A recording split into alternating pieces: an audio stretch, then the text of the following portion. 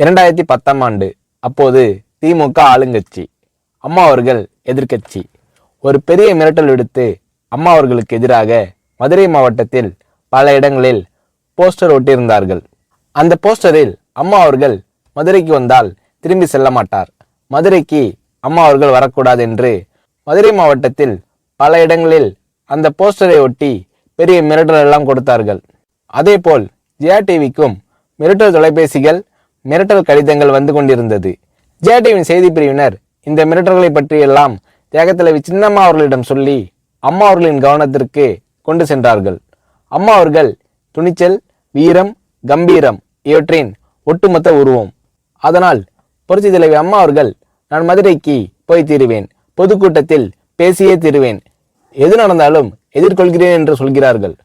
ஒரு கட்டத்தில் ஜெயா டிவிக்கு மிரட்டல் எப்படி வருகிறது என்றால், ஜெயா டிவியின் அலுவலகத்தை வெடிகுண்டு வைத்து தகர்ப்போம், அம்மா அவர்கள் மதுரைக்கு வந்தால் ஜெயா டிவியை ஒழிப்போம், இப்படியெல்லாம் நிறைய மிரட்டல்கள் தொலைபேசியின் வாயிலாகவும் கடிதத்தின் வாயிலாகவும் வந்து கொண்டிருக்கிறது. இந்த மிரட்டல்களை எல்லாம் கடந்து அம்மா அவர்கள் மதுரைக்கு சென்று பிரம்மாண்டமான பொதுக்கூட்டத்தில் லட்சக்கணக்கான மக்கள் மத்தியில் எழுச்சி உரையாற்றும் போது, ஒரு எதிர்க்கட்சியின் தலைவி என்ற முறையில் என்னை நீங்கள் மிரட்டுங்கள், ஒரு எதிர்க்கட்சியினை நான் நடத்துகிறேன் என்பதற்காக கழகத்தை மிரட்டுங்கள், ஜெயா டிவியை எதற்காக மிரட்டுகிறீர்கள், ஜெயா டிவியின் அலுவலகத்தை நீங்கள் தகர்ப்பீர்களா, ஜெயா டிவியை நீங்கள் ஒழித்து கட்டிவிடுவீர்களா, பார்க்கலாமா, ஜெயா டிவியை ஒழித்து கட்டிவிட்டால் என்னுடைய அரசியல் குரலை ஒழித்து விடலாம் என்று கனவு காணுகிறீர்களா?